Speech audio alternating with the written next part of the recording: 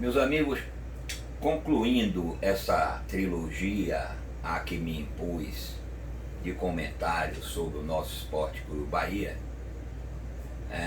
eu hoje, para finalizar essa trilogia, dizia eu, vou falar sobre a política econômica do clube e a fraude, mais uma vez, desse triunvirato aí que governa o Esporte Clube Bahia. O Carlos Ratti, que nem torcedor do Bahia é, o Sidônio Palmeira, que apareceu como torcedor do Bahia de 10 anos para cá, pouco mais ou menos, e o Belitani, que quis fazer do Bahia trampolim político. E esse triunvirato, junto com a mídia dominante, passa a impressão de que o Bahia é um time pequeno, é um time planilha, é um time que é um clube que deva estar voltado para a gestão econômica, digamos assim. Fato é que a grandeza do Bahia se deu principalmente pelos elevados investimentos que nós sempre fizemos e que sempre foram pagos pela torcida. E não é de hoje. Isso vem desde os anos 50, início dos anos 50, em que o Bahia contratou uma linha média, um meio de campo da seleção da Argentina, Papete, Bianchi, Avale. Com Osório, para nós sermos campeões brasileiros a primeira vez, fizemos altíssimos investimentos. Um deles com um armador, que ele, Osório, me dizia ter sido o maior armador da história do Bahia, contratado a peso de ouro no Botafogo do Rio de Janeiro, Mário, o grande Mário. Bem assim, Léo Brilha, o grande Léo, que naquele ano, no ano de 58, chegou a ser convocado para a seleção brasileira. Uma grande contratação que Osório fez junto ao Fluminense do Rio. E sempre foi assim na nossa história. Sempre o Bahia contratou grandes craques e a torcida pagou. Essa sempre foi a política, não só de Osório, mas como também de Maracajá. Eu tenho aqui uma relação de jogadores, assim, que eu fiz pelo alto. Marco Aurélio, goleiro da década de 60, titular do Flamengo. Bahia contratou a peso de ouro. Butice, um goleiro argentino, goleiro do Corinthians, contratado a peso de ouro. Rodolfo Rodrigues, o legendário Rodolfo Rodrigues. E assim Renato, os dois Renatos, assim Picasso, trazido do São Paulo, assim Joel Mendes, daquele time imortal, Joel Mendes, Obaldo, Sapatão, Roberto e Romero, Baiaco, Fito e Douglas, Jorge Campos, Beijoque e Gesso. Douglas, por exemplo, custou o equivalente hoje a 18 milhões de reais. E quem pagou? A torcida. Mas não essa torcida aí privilegiada de rico, esses 44 mil sócios do Bahia, com todo respeito. O Bahia tem 8 milhões de torcedores, não pode ter 44 mil sócios. Isso aí é um deboche. Nós fomos campeões brasileiros 2 vezes porque nos diferenciamos em tudo. Se nós não podemos competir com os clubes do Sul, nós temos que fazer de outro jeito.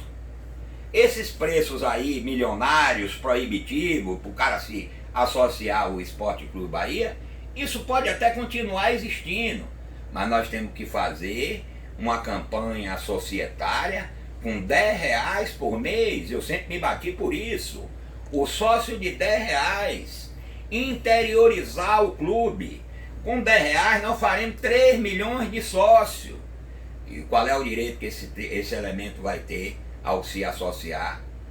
Votará para a escolha do presidente com eleições democráticas, plurais.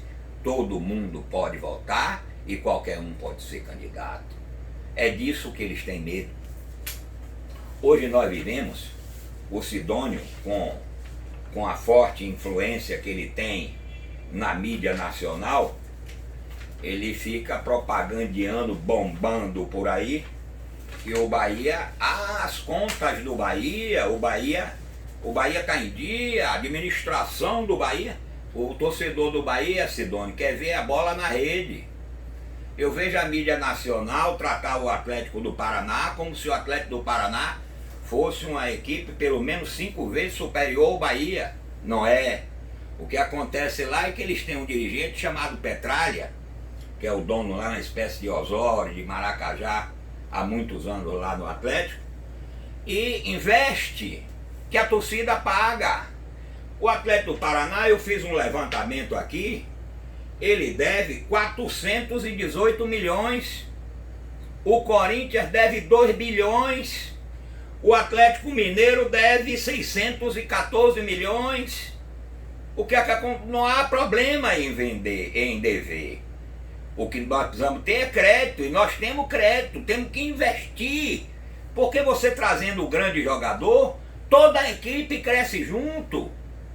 O exemplo maior é Maradona no Napoli, campeão italiano, praticamente sozinho. Por quê? Porque com o craque, todos ao redor dele crescem. Todos sobem de produção. Bobô, por exemplo. Bobô foi trazido a preço de ouro lá de Alagoinha, junto com Zanata, Naldinho, Luiz Henrique, jogador da seleção brasileira, e o grande Sanfilippo, que foi considerado um escândalo quando Osório trouxe, porque o Bahia não teria condição de pagá-lo. O que nós temos são dirigentes medíocres, que nem tricolores são, e que se escondem atrás dessa questão de teto, de gasto, dessa questão do austericídio, pessoas que não têm comando sobre a equipe. Eu fico a imaginar no nosso tempo, esses 2 jogadores aí que vestiram a camisa do Flamengo e não aconteceu nada, nem multa significativa esses cidadãos tiveram, esses jogadores tiveram. Esses jogadores teriam que ser afastados do elenco para dar exemplo. Nós fomos eliminados aqui pelo Grêmio, pela covardia do nosso treinador, com todo respeito. Covardia tática, digo eu. Um treinador criado no Grêmio, com grandes vitórias no Grêmio, entendendo que o Grêmio é um clube de outro patamar, jogando aqui contra o Grêmio, ficou com medo do Grêmio, e o Bahia jogou retrancado, nem de longe a demonstrar que ela era aquela grande equipe que no passado não perdia título aqui dentro.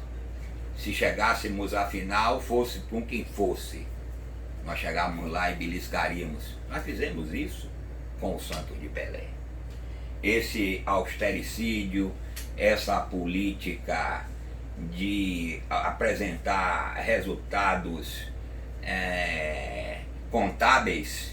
O Bahia não é uma instituição financeira para ter lucro. O objetivo do Bahia é ganhar. O objetivo da torcida do Bahia para crescer é levar mais títulos, levar mais taças para a nossa galeria. Não é ficar como ficamos, mais uma vez, perdemos o protagonismo, mesmo aqui no Norte e Nordeste, por Fortaleza, o segundo time lá do Ceará, que terminou em 9º lugar, por causa dos investimentos, que nós aqui, temerosos, e para esconder a brutal incapacidade, a falta de conhecimento esportivo desse pessoal que aí está, eles buscam, conjuntamente com a imprensa, alguma imprensa subserviente, justificar, dizer, não, a política econômica do Bahia, que agora o Bahia está todo regularizado. O Cruzeiro deve 500 milhões, o Palmeiras deve 480 milhões, o Fluminense deve 420 milhões. Dever não é problema. Dever demonstra que quem deve tem crédito. O problema é que se você não fizer investimento, a tendência natural é você ir decaindo, e uma hora dessa o Bahia volta novamente aquela coisa, Série A, 15º, 16º, não é essa a grandeza que nós estamos acostumados, não é isso que a torcida quer. Não é esse o plano, a inteligência, o desejo de quem possa lá adiante um tricolor com mais determinação, com mais paixão, que possa levar o clube ao seu verdadeiro destino. Eu sou contra esse austericídio de derrotas, eu sou contra esse teto de gastos, eu sou contra o neoliberalismo implantado no Esporte Clube Bahia. Esse era meu recado, por hoje era isso.